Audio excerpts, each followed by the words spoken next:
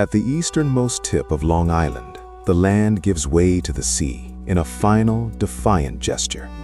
This is Montauk Point, a place of stark, windswept beauty and profound isolation.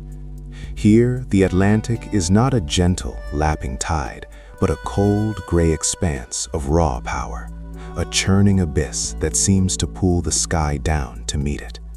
The air carries the ceaseless cry of gulls and the deep, mournful tone of a foghorn, sounds that do little to populate the silence. They only serve to measure it. Dominating this landscape is the Montauk Point Lighthouse, a sentinel of stone and light, standing against the erosion of both the cliffs and of time itself. But just a short distance away, hidden behind tangles of thorny brush and chain-link fences, stands another, more enigmatic tower. This is the Sage Radar Tower, the heart of the decommissioned Camp Hero Air Force Station. Unlike the celebrated lighthouse, this structure offers no guidance, no comfort. It is an octagonal concrete behemoth, 80 feet tall, its face a blank, windowless wall stained with decades of salt and rain. It was built to look for threats coming from over the horizon, a silent guardian against a nuclear apocalypse that never came. The massive AN/FPS 35 radar antenna that once sat atop it, a dish the size of a building, was dismantled years ago, but the tower remains. It feels like a tombstone for a secret war. Its purpose expired, but its presence still heavy, oppressive. The locals speak of it in hushed tones. They talk of strange hums emanating from the ground beneath it on still nights, of phantom lights flickering in its empty heights, of a disquiet that settles deep in the bones of anyone who stands in its shadow for too long. The official history is mundane enough. Camp Hero was an army base during World War II, a coastal defense post disguised to look like a quaint New England fishing village from the air. Later, during the Cold War, the Air Force took over, erecting the Sage Tower to watch the skies. The base was officially closed in 1981. Its land eventually turned into a state park. The barracks, chow halls, and cinemas were left to decay, their windows smashed, their walls covered in graffiti, their skeletons slowly being reclaimed by the aggressive coastal vegetation. But another history, a shadow history, clings to this place like the persistent sea fog. This is the story of the Montauk Project. This is not a story you will find in any official archive. It is a modern myth, a piece of dark folklore stitched together from whispers, rumors, and the fragmented memories of men who claim to have been its victims. The narrative asserts that after the main Air Force operation ceased, a small, deeply classified contingent remained. Deep beneath the Sage Tower, in a labyrinth of subterranean bunkers, they supposedly continued a series of experiments so terrible, so far beyond the pale of conventional science, that their very existence had to be erased. The project, it is said, was the unholy successor to the infamous Philadelphia experiment of 1943, in which the Navy allegedly rendered a destroyer, the USS Eldridge, invisible, with horrifying consequences for its crew. The survivors and technology were, according to the legend, moved to Montauk to continue the research into electromagnetism and its effect on the human mind. The central claims of the Montauk Project are the stuff of nightmares. Researchers were said to have perfected mind control, capable of broadcasting moods and commands over vast distances. They experimented with psychic warfare, allegedly kidnapping runaway teenage boys, breaking them down psychologically, and then rebuilding them as psychic soldiers, their minds honed into weapons. The centerpiece of this dark work was a device known as the Montauk Chair. Based on alien technology reverse-engineered from a crashed saucer, this chair was said to amplify a psychic's thoughts to an unbelievable degree. A gifted sensitive, strapped into the chair and bombarded with radio frequencies, could supposedly manifest objects out of thin air, influence the weather, or peer into the minds of enemy leaders thousands of miles away. The primary source for these tales is a man named Preston Nichols, an electrical engineer who, in the 1980s, began to experience strange phenomena. He would be overcome by odd memories, flashes of a life he never lived, inside a facility he couldn't place. He claimed that his work in the defense industry triggered the return of suppressed memories of his time as a lead technician on the Montauk Project. His book, co-authored with Peter Moon, laid the foundation for the entire mythology. Nichols described a world of high-frequency transmitters, psychoactive fields, and temporal distortions, all happening just beneath the feet of unsuspecting fishermen and tourists. According to Nichols and others who later came forward, the experiments grew ever more ambitious and reckless. Using the enhanced power of the Montauk chair, the scientists allegedly tore a hole in space-time itself. They opened a temporal vortex, a tunnel through which they could observe and perhaps even influence the past and the future. They claim to have made contact with extraterrestrial intelligences through these rifts, but the vortex was unstable. On August 12, 1983, a date chosen to align with the 40th anniversary of the Philadelphia experiment, the project reached its terrifying climax. The story goes that a psychic, fueled by the chair's immense power, lost control. His subconscious, a roiling sea of fear and rage, was given form. A monster, a beast made of pure id, manifested physically in the tunnels, smashing equipment and threatening the lives of the personnel. In a panic, the project leaders realized they had gone too far. They cut the power, severed the psychic link, and the creature vanished. The project was deemed too dangerous to continue and was abruptly shut down. The base was sealed, the personnel brainwashed, and the evidence buried under tons of concrete and dirt. It is a wild, almost unbelievable story, and yet it has an unnerving resonance. The era it describes, the height of the Cold War, was a time of genuine paranoia and very real, unethical government experiments. Project MK-Ultra, the CIA's program to develop mind control techniques, is a declassified fact. The government did administer psychoactive drugs to unwitting subjects. They did explore hypnosis, psychological torture, and sensory deprivation. Placed against this backdrop of documented overreach, the stories of Montauk feel less like pure fantasy and more like a grotesque exaggeration of a terrible truth. The narrative of the Montauk Boys, of lost and forgotten youths used as psychic cannon fodder, taps into a primal fear of institutional abuse and the vulnerability of the young and powerless. To walk the grounds of Camp Hero today is to feel this ambiguity. You can follow the marked trails, read the historical plaques, and see it as just a park, a ruin of a bygone military age. But the atmosphere is undeniable. The old military roads crumble into the sand. The disguised gymnasium, its fake church steeple now a jagged ruin, seems to mock the sky.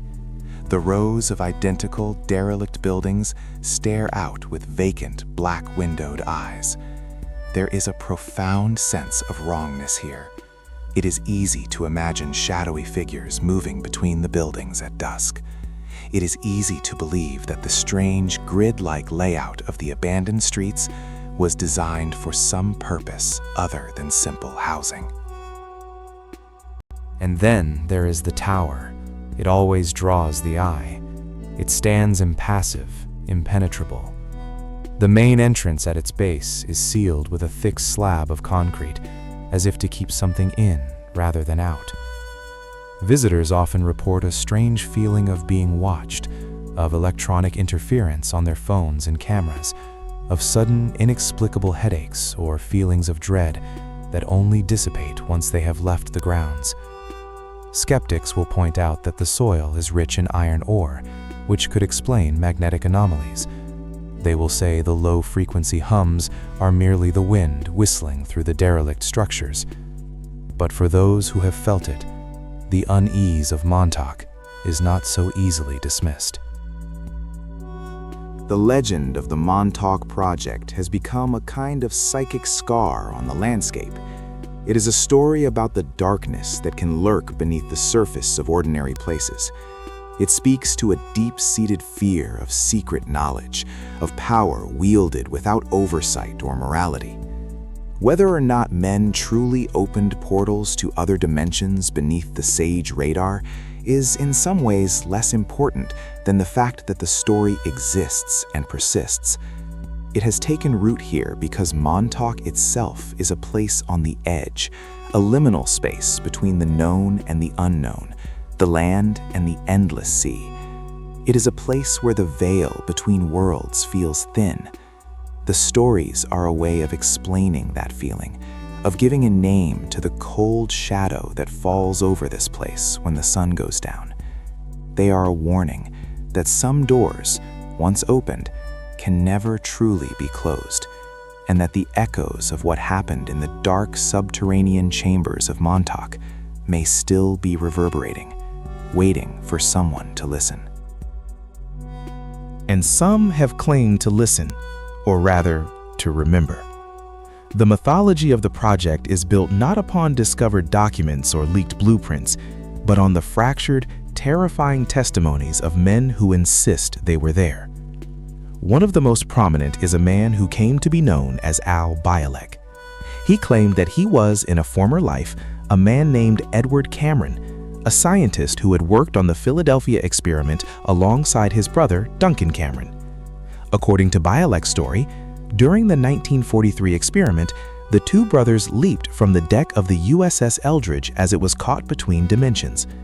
They did not land in the cold waters of the Atlantic, but in the year 1983, on the grounds of a fully operational Camp Hero.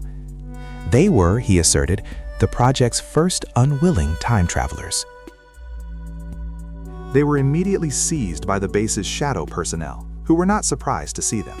In fact, they were expected. The project's leaders, allegedly including the infamous scientist John von Neumann, who had supposedly faked his own death decades earlier to continue his work in secret, had used their own temporal technology to know the brothers would arrive. Bielek claimed that he, as Edward Cameron, was then sent back in time to be reborn, his memories suppressed, while his brother Duncan was deemed more valuable. Duncan's psychic sensitivity was off the charts, but he was too old. So in a truly grotesque twist, they allegedly de-aged him, sending his consciousness back in time and placing it into the new body of a boy who would be named Duncan Cameron, effectively hijacking a life to create the perfect psychic operator for their experiments. This new, younger Duncan was one of the first and most important of the Montauk Boys. He was raised and conditioned, his mind sculpted into the key that would unlock the Montauk chair. This is the central human horror of the legend. It is a story of stolen lives, of identities erased and rewritten. The runaway boys, culled from the streets of New York City, were supposedly called the Lost Lambs. They were chosen for their psychic potential and their disposability. No one would miss them. The process of turning them into psychic weapons was said to be brutal. They were subjected to unimaginable psychological and physical torture, extreme drug regimens, and reality-bending sensory programming designed to shatter their sense of self. Once broken, they could be rebuilt. Their loyalties were programmed, their psychic abilities amplified and focused. Most, the stories claim, did not survive the process. They were the project's collateral damage, their bodies buried in unmarked graves somewhere in the sandy soil of the Montauk Peninsula. The few who succeeded became known as the Psi Corps, telepathic assassins and remote viewers for the shadow government. And at the center of it all was Duncan Cameron, strapped into the chair. This device was not merely a psychic amplifier, it was described as a consciousness-machine interface. The operator's mind was directly linked to the massive transmitter array, powered by the SAGE radar's formidable energy systems. Duncan would be fed a stream of specific radio frequencies to unlock different parts of his mind. One frequency might allow for simple remote viewing. Another might enable telekinesis. A specific complex signal was required to bend time. When he was told to focus on a particular historical period, the equipment would translate his mental focus into a stable, traversable wormhole. The first successful portal, it is said, was opened to 1943 to observe the USS Eldridge and ensure the project's own causal loop remained intact. From there, the temporal journeys grew more audacious. Teams were allegedly sent forward to the year 6037 to retrieve records from a ruined post-apocalyptic city. They were sent back to the time of Christ to retrieve a sample of his blood, and to ancient Rome. The most bizarre and persistent of these tales involves a sustained connection to a human colony on Mars in the deep future. The story goes that Montauk personnel used the time tunnel to establish a foothold on the Red Planet, a secret program running parallel to, but far in advance of, any public space exploration. These were not just scientific missions, they were intelligence operations designed to alter history to their benefactors' advantage. A temporal Cold War, fought in secret across the millennia, with the fate of human history as the prize. To power such reality-defying feats required an immense source of energy, far more than the Long Island power grid could provide. Deep beneath the base, it is claimed, was a particle accelerator, and beneath that, a geothermal tap. But the true heart of the machine was something else entirely. Preston Nichols claimed the chair and the transmitter were based on technology recovered from a crashed UFO, specifically one that went down at Roswell in 1947. This alien technology, he said, was not just mechanical, it was semi-sentient. It responded to and symbiotically linked with the mind of the psychic operator. This is what made the chair so powerful and so dangerous. It did not just amplify thought, it amplified emotion, desire, and fear. The operator did not simply control the machine, he became one with it. This dark symbiosis explains the climax of the story.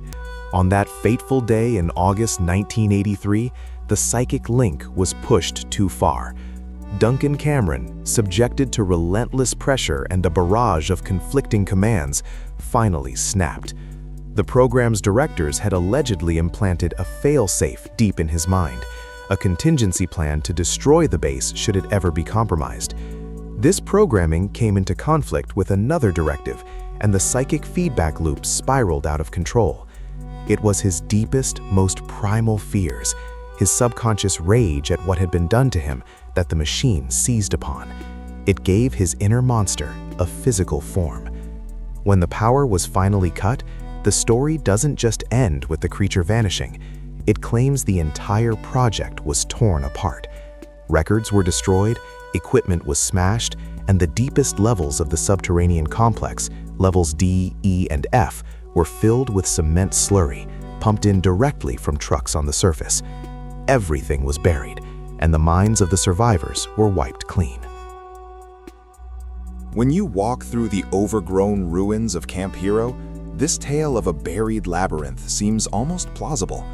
The surface buildings feel like a distraction, a thin crust over something much larger and deeper. Researchers and amateur explorers have used ground-penetrating radar and magnetometers around the Sage Tower, and many have reported anomalous readings, suggesting large, hollow spaces and unusual metallic structures far below the ground. They point to odd concrete plugs in the earth, ventilation shafts in the middle of nowhere, and sealed manholes that seem to lead straight down. They speak of the acid pits, fenced-off areas where the ground is strangely barren, supposedly locations where failed experiments, both human and animal, were disposed of. Indeed, the tales are not limited to human subjects. Another thread of the mythology concerns experiments in animal mutation and programming. Whispers persist of the Montauk beasts, cryptids created in the labs and let loose in the surrounding woods and waters. Local legends speak of monstrous birds, unidentifiable mammals washed up on the shore, and a general wrongness to the wildlife in the park's vicinity.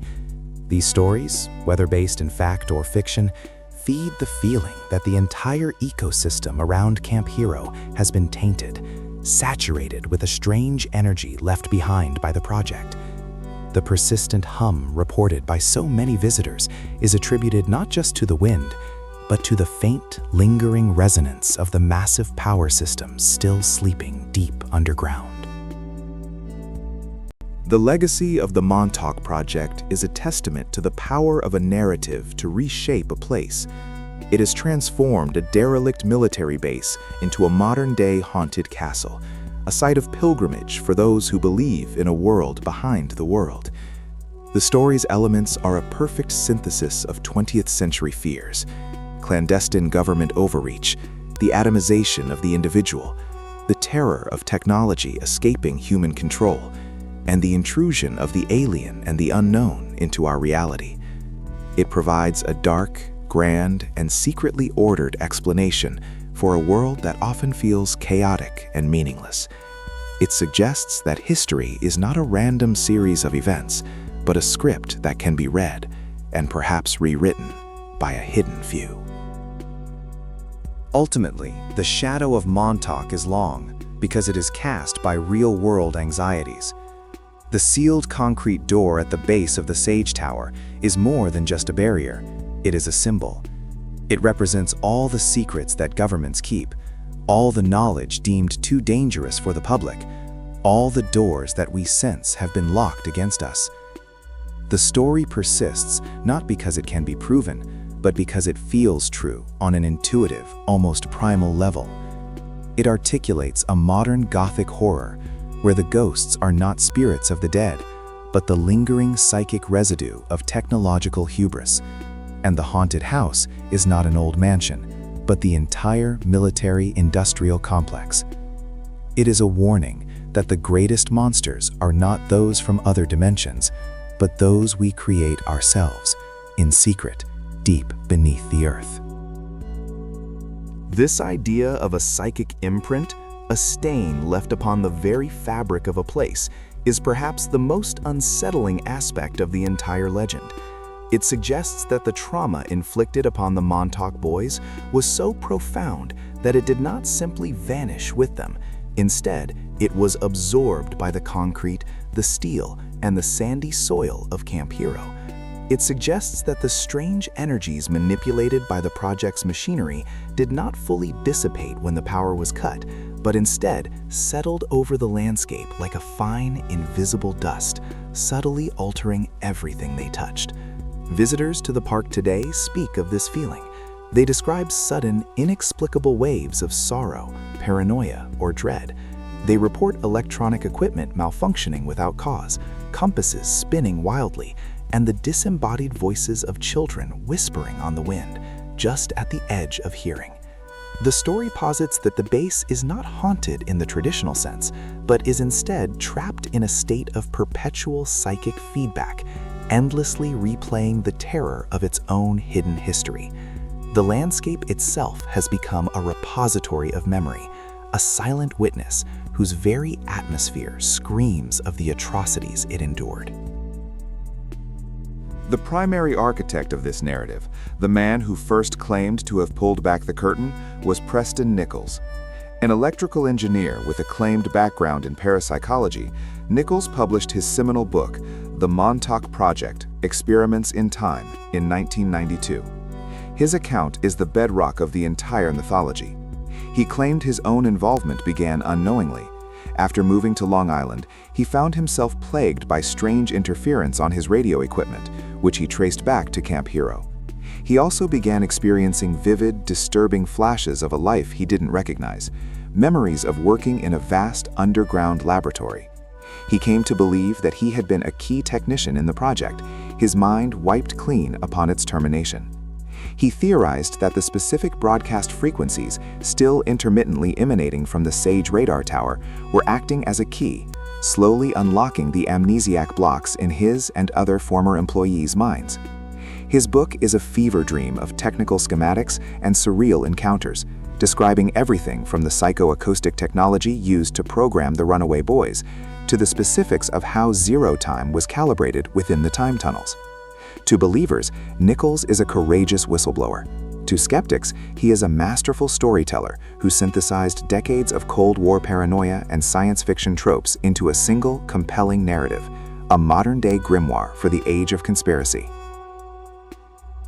While Nichols provided the technical framework, Bielek provided the story's tragic heart. His tale of being a scientist named Edward Cameron, ripped from 1943, was so detailed and delivered with such conviction that it mesmerized audiences. He could speak for hours about working with Nikola Tesla and John von Neumann, describing their personalities and their secret research in intimate detail. He recounted his supposed de-aging and rebirth as Al Bielek, and the slow, painful process of his original identity re-emerging decades later. His narrative offered a direct human link to the grand historical sweep of the project. However, researchers who have investigated his claims have uncovered a far more mundane history. They found a birth certificate for Albert Bielek, born in 1927. They found his school records, his military service history, a life entirely consistent with the man he appeared to be, not the time-traveling scientist he claimed to be. But in the world of Montauk, such evidence is never a refutation. It is merely part of the cover-up. The proponents of the legend argue that Bielek's entire documented life was an elaborate implant, a meticulously crafted false history created by the very project he sought to expose, designed to discredit him should he ever begin to remember. This is the narrative's ultimate defense. Any evidence against it can be reinterpreted as evidence for the conspiracy's vast and terrifying power. The story's power is also drawn from its connection to a very real and tragic phenomenon, the exploitation of runaway and missing children. The claim that the project preyed upon a steady supply of lost lambs from the cities gives the fantastical elements a chilling anchor in reality. The late 1970s and early 1980s were a time of intense public anxiety about child abduction. The legend of the Montauk Boys takes this societal fear and gives it a monstrous, almost unimaginable shape. It suggests that behind the random cruelty of the world, there is a hidden, organized evil, a system that doesn't just harm children, but consumes them, using them as psychic fuel for a clandestine machine. The boys were allegedly targeted for their nascent psychic abilities, their minds seen as pliable clay to be molded. The process described is a systematic deconstruction of a human being. Through drugs, hypnosis, and trauma-based conditioning, echoing the real-world horrors of programs like MKUltra, their original identities were shattered. Then, from the fragments, a new persona was built, a loyal, psychically gifted operative with no memory of a past, no concept of a family, and no identity beyond their function within the project. The few who survived were weapons. The many who did not, as the story goes, simply vanished, their absence from the world already a given. Official sources, of course, maintain a far simpler explanation for the remnants of Camp Hero. The United States Air Force, and later the Army, assert that the base was nothing more than a vital link in the nation's Cold War air defense network. The SAGE radar was a technological marvel of its time, designed to detect incoming Soviet bombers. The underground bunkers were not laboratories for interdimensional travel, but command centers and support facilities, hardened to withstand a potential nuclear attack. The sealed concrete portals are not gateways to buried secrets, but standard procedure for decommissioning a sensitive military installation. Every anomaly has a mundane explanation. The odd ventilation shafts served vast diesel generators. The barren acid pits were likely sites of chemical or fuel spills, and the persistent hum is simply the wind whistling through the immense, derelict structure of the radar tower. The entire story of the Montauk Project, from the official standpoint, is a work of fiction, a local ghost story that has spun out of control, feeding on the natural mystique of an abandoned military base. It is a battle of narratives, one of government bureaucracy and decommissioned hardware against one of cosmic horror and stolen souls. Yet the Montauk narrative did not remain a local ghost story. It spread, becoming a foundational text in modern American folklore. Its tendrils have reached deep into popular culture, providing a dark well of inspiration for films, books, and television shows. The Duffer Brothers, creators of the series Stranger Things, have openly stated that their original pitch was titled Montauk and was based directly on these legends of psychic children and secret government experiments conducted in a sleepy coastal town. The story's appeal lies in its synthesis. It weaves together the UFO crash at Roswell, the mysteries of the Philadelphia experiment, the psychic warfare research of the Cold War, and the deepest fears of government surveillance into a single, terrifyingly coherent whole. It presents a world where nothing is as it seems, where history is a battleground, and where the most powerful forces on Earth are utterly hidden from view. It gives its believers a sense of possessing secret knowledge, of understanding the true, dark mechanics of the world. The ultimate paradox of the Montauk legend is the question of how the secret was ever exposed. If the project possessed the technology to travel through time, rewrite history, and erase human minds with surgical precision, how did a handful of self-proclaimed survivors manage to remember and speak out? The mythology offers its own chilling solutions. Perhaps the mind-wiping technology was flawed, its effects degrading over time when exposed to specific environmental triggers, like the frequencies from the SAGE radar. Or, in a more sinister twist, perhaps the leaks were intentional. Perhaps the project's shadowy controllers allowed the story to get out in a distorted form. It could serve as a disinformation campaign to distract from their real activities, or as a terrifying warning to their hidden enemies. It might even function as a slow, insidious form of public conditioning, preparing the collective consciousness for a future revelation. In this view, even the whistleblowers are merely puppets, their recovered memories another layer of programming, their stories a carefully curated release of information serving a purpose they cannot begin to comprehend. In the end, we are left at the edge of the continent, at Montauk Point, where the land gives way to the vast, cold gray of the Atlantic. Here, the lighthouse has stood for centuries, a lonely sentinel against the darkness and the storm. It has always been a place of endings, a place of profound isolation. The legend of the Montauk Project seems to have risen from this very soil, from this sense of being at the final edge of the known world. Whether the story is a meticulously documented conspiracy or a grand collective delusion, its power is undeniable.